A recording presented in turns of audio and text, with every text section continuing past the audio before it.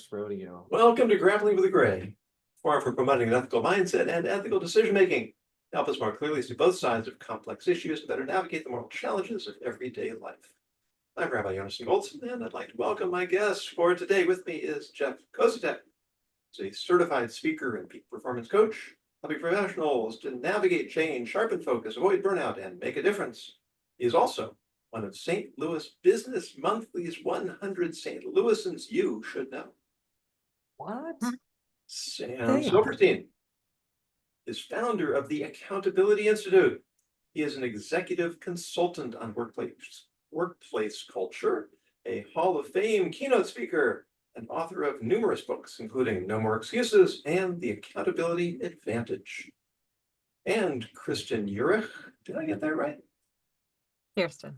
Oh, Kirsten. I was talking about the Yurich part. Kirsten Yurich is an organizational performance manager, consultant, peer leaders group chair with Vistage Worldwide Incorporated, and adjunct professor of education at Felician University. Thank you all for being with me today. Welcome. Thanks for having me. It's great to be here. Is our topic. Your house is adjacent to the entrance of a primary school. Morning drop-offs and afternoon pickups are always a mess as cars jockey for position on the narrow street. Often, parents mount the curb as they back up in order to make their turns. Occasionally, they bump into the 4-inch post that supports your backyard fence. Sometimes they hit it hard enough to dislodge or break it. You complain to the school and to the parents, but your objections aren't taken seriously and the damage continues. During summer break, you replace the wooden post with an iron I-beam, and you paint it brown to match the color of the fence. It's not long into the next school year when you get a knock at your door. An irate parent is demanding that you pay for the damage to their car from hitting the post. This parent won't be the last. You point out that the parent was both breaking the law by mounting the curb and reckless for doing so at high enough speed to cause damage. Then you shut the door in their face. This story, posted on Reddit, was celebrated by commenters. But was the homeowner's response the right thing to do? The floor is open. Wow. Well, I guess the first mistake was they left out the 9-inch spikes in the ground right in front of those posts. That no one would have gotten to the posts. But why shut the door in someone's face unless they just won't let go? That was the only thing from that story that really got me. It's like, why shut the door in anyone's space unless they just simply won't? Okay. I wasn't thinking of that as the critical point here, but yeah, it's true that anytime you're in a dispute with somebody, you can be polite, even if they aren't up to a point. Yeah, I think there's a key point here with respect that Sam brings up, and that's important. I think also, they painted it brown, I'm guessing because the whole fence is brown and they wanted it to fit in, if I'm being charitable, or did they paint it brown because they wanted the parents to not know it was different, right? So I'm curious a little bit about their intent and transparency about their actions, right? This is an ethical conversation. So where's the honesty and transparency about their actions? So, maybe for the first semester, we could have tied a few yellow ribbons on the pole if our intent was around, just protecting myself and not necessarily setting people up to fail. Little curious. Like Sam said, with the tire spikes, there's usually a sign that says "Do not back up, severe tire damage." Right. We're not trying to cause damage. We are letting people know what we want them to do or don't want them to do. So yeah, I thought exactly the same thing, Kirsten. That if they just wanted it to fit in and for cosmetic purposes, they still could have put a sign or something there that said warning. But don't you think? If they'd gotten to the part where they're replacing the wood with steel, my guess is that I'm going to make an assumption here that they have exhausted all other options, which means not only did they talk to the school, but they put yellow ribbons up, they put signs up. I'm assuming they tried these things and they didn't work. Don't make assumptions, Sam. Don't do it. Don't. Just say no. Yeah, well, you have a point. Hmm. I think it was really interesting, and I agree with both of our esteemed panelists today, not knowing why they painted it brown. Was it for cosmetic purposes, or was it done intentionally to hide the Right. beam, to cause deliberate damage? And then, do we have affirmation of that by the slamming of the door in the face? Like, clearly they were out to get them, and it was very passive aggressive after being ignored. Sure. We don't know. Yeah, they're clearly aggrieved, right? They did try to go to the board. The story tells us they did try to go to the board. They tried to go to parents. They've now been ignored. So they're at the next level. Does that give them freedom to go outside of, right, the expected behaviors, I think, as neighbors, right, to cause deliberate subversion? Right. But then even if it is deliberate subversion and the person drives up into their property and hurts themselves, where I love the initial question, where does our responsibility stop? Mm-hmm. That's why we have umbrella policies. Well, yeah. Well, unless you're going to move that fence, and if you want to give grace and move the fence a foot and leave the space for those people to pop up onto the curb, if you feel that, not seeing the exact site and being able to understand exactly what's going on, I guess you could do that. But other than that, you have a fence there, and I threw out the spike thing just because I always look for the edge, and that's ludicrous. And I think that would the spike would be spiteful, Right. but I don't see the beam as being spiteful. I see the beam as trying to come up with a solution for people who continue to destroy your fence. Just like a lot of times you see people put rocks along their property. Yep. They'll put boulders along. Yep. You know?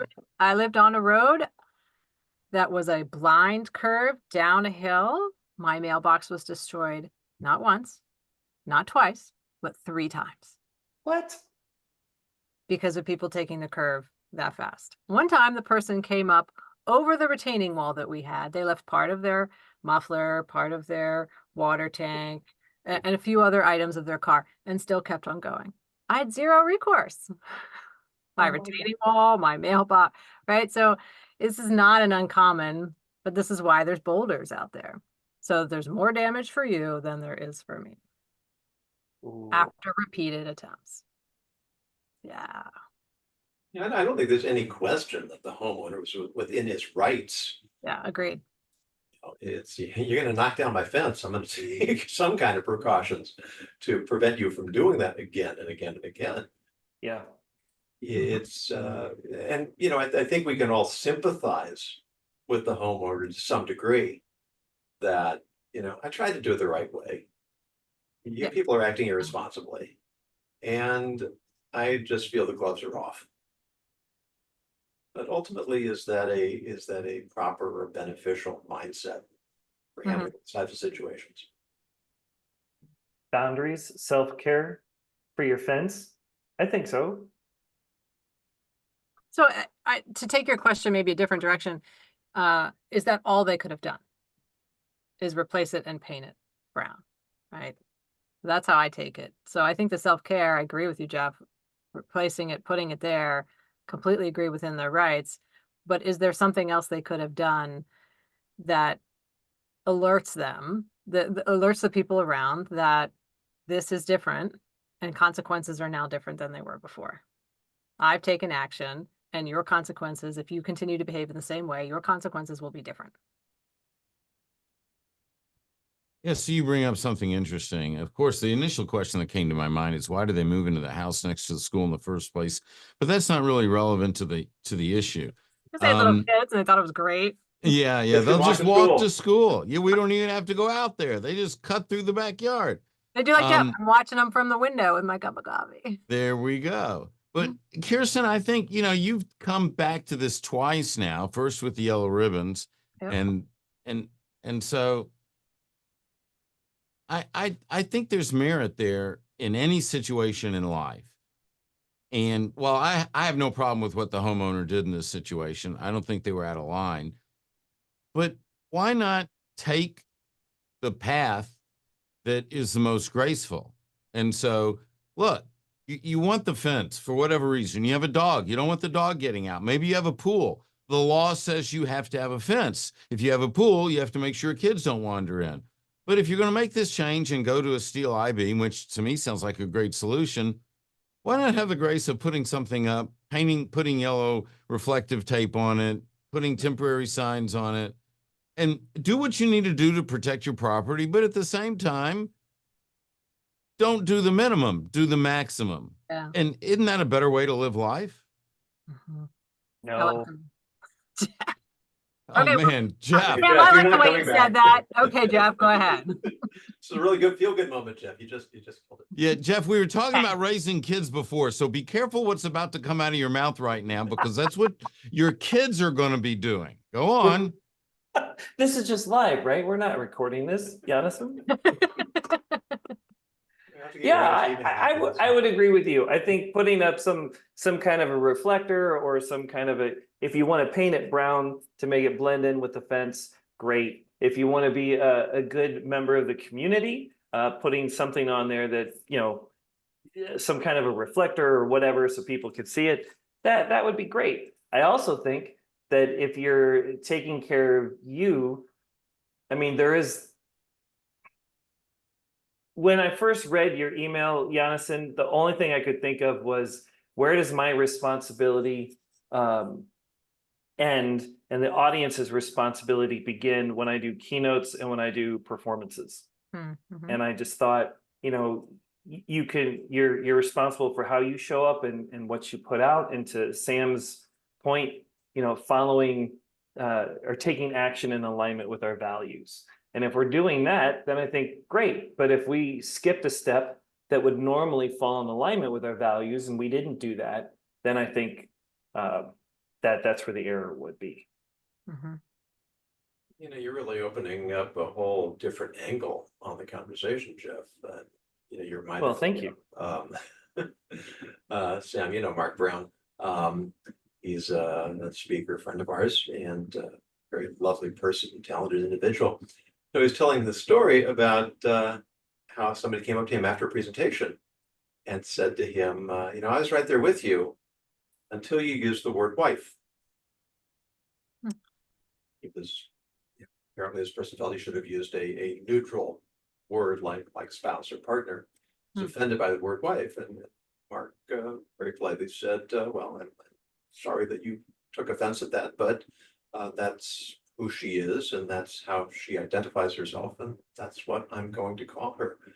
So, you know, your point, Jeff, about how far does your responsibility extend? You know, I would say it extends as far as reasonable. Then we may start having to haggle over that term reasonable. Mm-hmm. In fact, we do quite a bit. Mm-hmm. That's why we're here today, isn't it? Yeah, to haggle. Haggling. To haggle. Yeah. Well, I did think of something while we were just talking. You know, this fellow with the fence, he you know, he made every effort. It's not as if people didn't know that the fence, or we didn't see the fence, presumably. Right. So I wonder if the yellow ribbons or the reflectors would have actually made a difference. The way the story is told, it seems more as if they really weren't terribly concerned. Mm-hmm. At which point his next step would be to put a notice like the tire wires, you know, warning, auto damage if you back up into the steel beam. Right. Like a duty to inform. Yeah. And I wonder if that's, you know, as opposed to just painting it red where they could see it, but wouldn't necessarily recognize it for what it was. Yeah. Nobody had damage backing up into a 4-inch wood post. That's a good point. That's a little surprising. Yeah, I was wondering about that. What kind of And- cars did they? Where does this person live? Or the fence Yeah. wasn't built terribly well. Yeah. This reminds me of hot coffee. Caution, hot coffee. Contents are hot. I mean, how, and then you go down the road of, well, how safe are we making the world versus the world that I grew up in decades ago? And now we got signs all over the place, like it's our responsibility to make sure that everybody's in a bubble wrapped with bubble wrap and bouncers. Yeah. Yeah, I mean, that's a great point. My daughter and son live in California, and absolutely everything that gets sold in California has a warning label on it. Literally everything. Because everything has some potential danger to someone somewhere. And of course, when you put a label on everything, then they all become meaningless. Nobody pays attention. Nobody reads them. Nobody cares. Right. So you've made a lot of work. So why doesn't society just get together and just, you know, on all networks, whether they be cable or not, at 5 a.m. or 6 or whatever the appropriate time is, or maybe twice during the day, just run a warning label that says, caution, life may be dangerous. Living is hazardous to your health. Yeah. Think before you do anything, eat anything, say anything. I mean, where does reasonableness come in?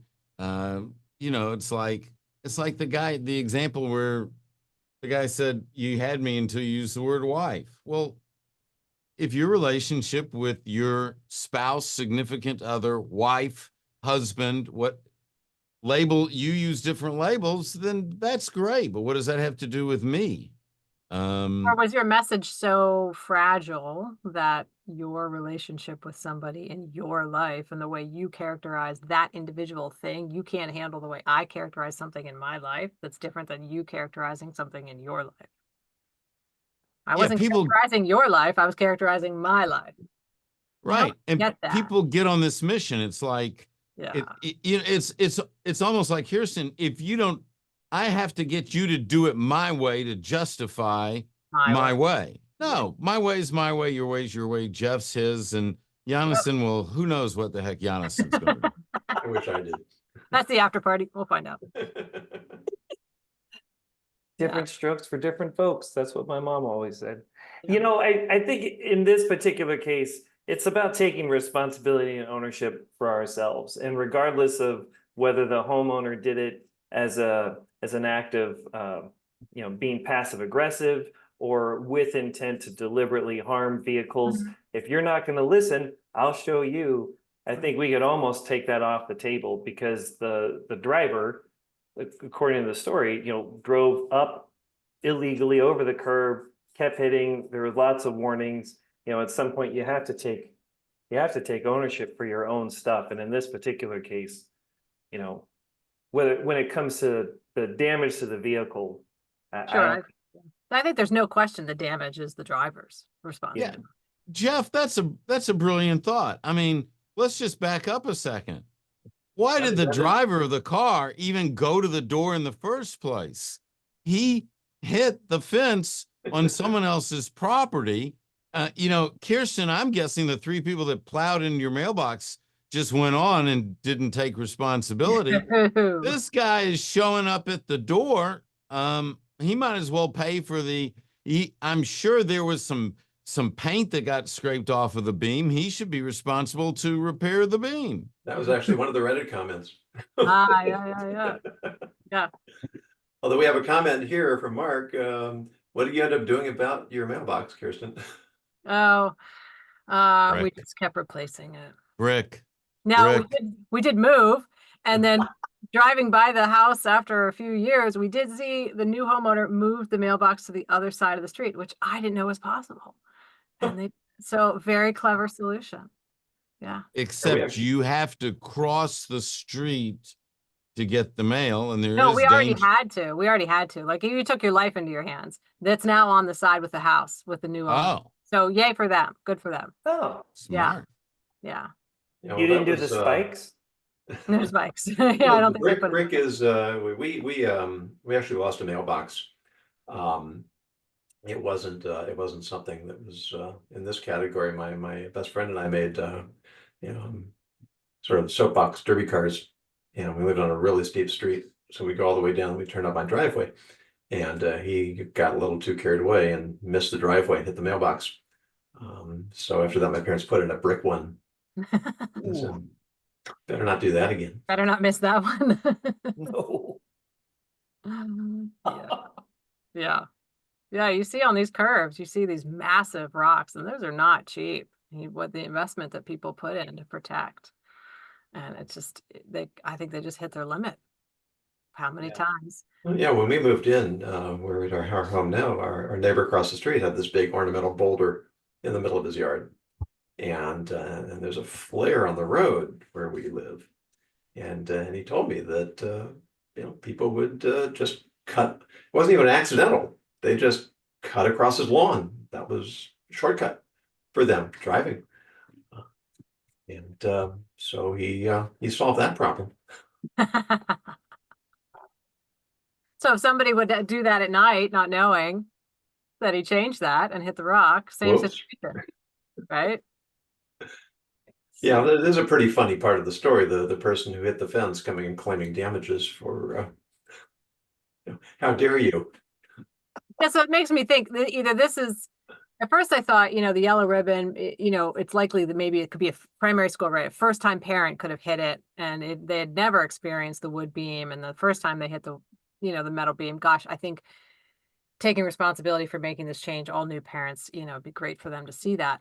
But then I'm thinking, for them to be so upset and to want to blame the homeowner, to me, that makes me think this person has hit this beam more than one time, because now they notice the change. And that's why they're so mad, right?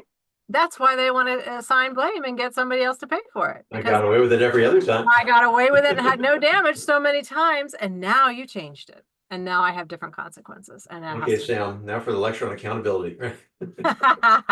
right. Mhm. Oops, we're not hearing you. I said it's a valid point. That reminds me of the book Extreme Ownership. Sure. And the line in there where they say it's not what you preach, it's what you tolerate. And if this car kept hitting the fence post and it was tolerated just with minor, hey, stop, Right. and the driver hears that as, please continue, and it's fine. And now all of a sudden there's a real consequence. Like the behavior adjusted to what was acceptable. Absolutely. Yeah, I think there's a term for that, the box of tolerance or the window of tolerance or something like that. But that's really what I meant by accountability. When we don't hold people accountable on a small level, then they just keep pushing the envelope. And then It's like standards, yeah. Yeah. How easy is it to pull the weed when it's small versus if you let it grow and grow and grow and grow and grow and grow? Now the problem is big. The behavior is big. It's embedded. It's, a lot more difficult to change. Yeah. Much easier. Brilliant analogy. Very nice. Very nice. Yeah, I use that a lot in coaching. I wish I used it in my garden more than I do. So don't come to my house. I just say those are plants, guys. Those are plants. Well, I tell my wife, a weed is just a plant you don't want. So if you want it, That's then it's not a weed. Some countries, that's a plant.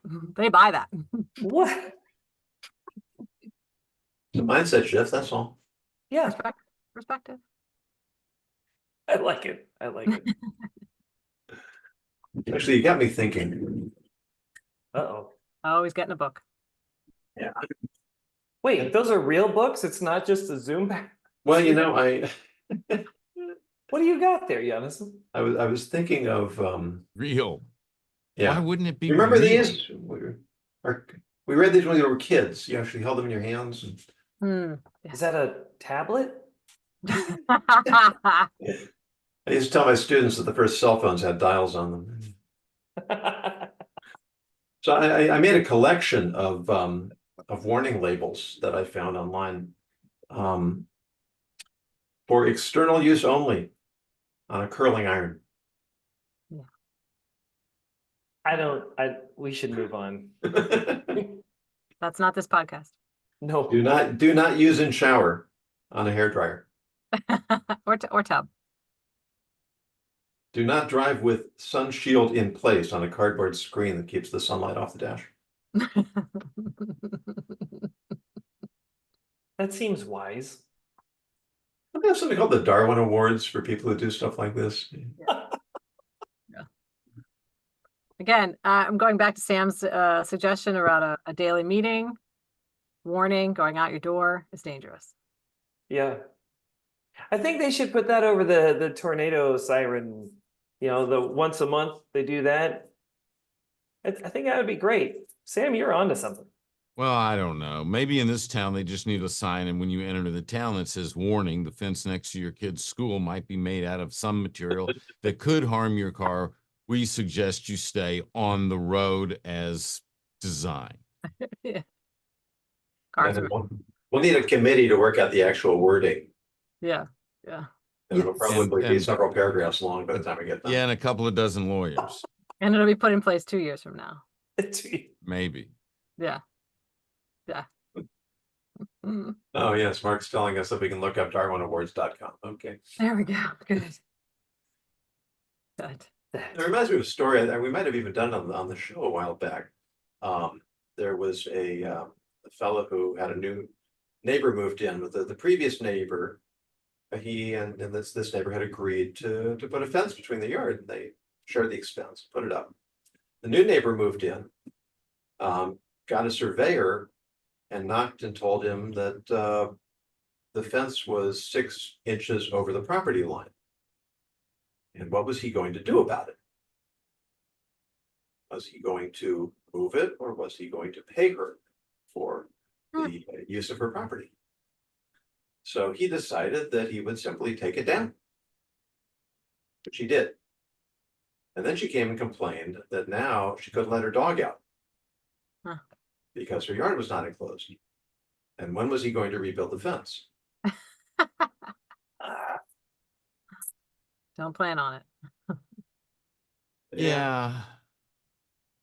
But you know, as long as we're dealing with fences, I have a piece of property where the person behind us, commercial, built a fence on our property. If, you know, does the fence bother our property? No. If I know about it and I don't say anything, what's going to happen when I go to sell this property and the fence is over the line? And now at this point, this guy's been maintaining that piece.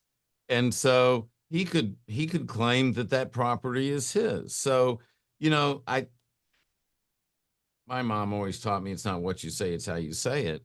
You can go to your neighbor, whether it's commercial or residential, and say, you know, the fence is over the property, or the car's hitting my fence, or your son is tearing up my yard when he comes home drunk at night, or whatever is going on. And you can have a friendly conversation and communicate what needs to be communicated. If someone else can't participate in that friendly conversation, then that's more their problem than it is yours at that point. Yeah. And when you start talking about fences, this got really personal, Sam. Like when we moved into our current house, we have a fence between our house and our neighbors. And when it was discovered that the fence was ours, but it was over the property line 4 inches in the front, 9 inches in the back, we were asked to move the fence. And we needed the fence. We weren't going to like take it down. So do you spend the money to move the fence 4 inches? Do you figure something out? Because it was not inexpensive. But at the end of the day, regardless of what my neighbor decides to do with the house, we took the perspective of this is our fence, this is our property, it's over there. We will take ownership and responsibility for that. And so we moved it 4 inches. It was expensive. It was not an expense I would like to take on. However, I feel like that was the appropriate thing to do in alignment with my values and taking ownership and responsibility for our stuff. I love that, because the fact that it was expensive to move it is really irrelevant. That's not the question. That's factual. It's truth. But really, what's at play here? What's at play is what's right and what's wrong. What's your responsibility? Right. You know, look, you drive a $30,000 car to the dealer. They say you need a new water pump. They put the wrong water pump on. It's $125 part, but because they put the wrong water pump on, it destroys your engine, and now you need a new engine. Well, they got, the right thing to do is to replace your engine. Yeah. It was $120 transaction, but are you going to do what's right, or are you not going to do what's right? And until our world, our community, our country, our neighborhood, wherever you want to draw the circle, steps up and says, we're going to do what's right, regardless of cost. We're just going to do what's right. There's going to be issues. Now, the challenge is people will justify in their mind what's right and what's wrong. And there'll be a difference of opinion. But I think when you get down to it, I think we all know what's right. We just don't want to do it. And many times it's because it's expensive. It's hard. It's challenging. It's difficult. Don't want to have the uncomfortable conversation. Yeah. Shy away from it. Exactly. Yeah. But if you're talking about 4 inches of property, when my neighbor wanted to put up a fence, he went and he looked to find out exactly where the property line was. Had he put it several inches over on my property, I would like to think that I would not make a fuss over it. If it reaches a point where it's seriously Substantial. encroaching upon my property or interfering with kids' soccer games, well, that's a different story. But from your point of view, and this gets into one of the conversations I come back to again and again and again, which is rights versus responsibility. You, Jeff, you took responsibility, said, this is my issue, I've got to fix it. On the other side are people demanding their rights. If we demand our rights, we're going to be bumping into each other all the time. If we take responsibility for ourselves, then those problems are going to sort themselves out. And it comes back to your point, Sam. Do we really know what's right? Or maybe do we want to know what's right? Or do we want to validate our own proclivities? Yeah. Yeah, it reminds me of a phrase we use often in coaching is, do you want to be right or do you want to win? And then defining what winning is in a scenario, which often is, having a good relationship, getting in the right kind of situation with a client or a customer, an employee, not losing, the business or the relationship. Or do you want to be right? And you want to stick to that enforcing your rights kind of point that you made, Jonathan. One of my regular guests, Sam Artery, tells a story that I've said over many times. And he was interacting with his wife, and he was using his lawyer skills on his wife. And at which point she said to him, Sam, do you want to be right or do you want to be married? Yes, right. Just a nice little lesson for seeing the bigger picture that we can all put into practice. Yeah. Yeah. What is more important sometimes than being right can be an excellent conversation. Any final thoughts before we wrap up? Take ownership. I'm voting for Sam for mayor so that we can install the daily notices for people's safety. Yeah. I appreciate and would emphasize the point of not what is the least that I can do, but what is the best that I can do, both for myself and for others in this situation. I'm right there with you, Kirsten. I love that. Let's go all in. Yeah. I triple that. We're betting. Love it. No, not betting. No. All in black. Oh, great. I think it's a positive note to end on. So thank you all. Yeah. Jeff Koziatek, Sam Silverstein, Kirsten Yurich. Appreciate your thoughts, your insights, your time, and your wisdom. Look forward to our next conversation together. For those of you who are watching or listening, you have a topic you'd like us to take up, please go to my website, ethicsninja.com, use the contact information, submit your idea if it's compelling. We will take it off We will take it off. We will take it up at a future episode. And Mark in the comments says, thank you all. This was fun and meaningful. Nice. All right. Thank you, Worth the Mark. investment then. Thank you. As Thank always, you. encourage you and advise you and motivate you to continue grappling with the gray. Love that.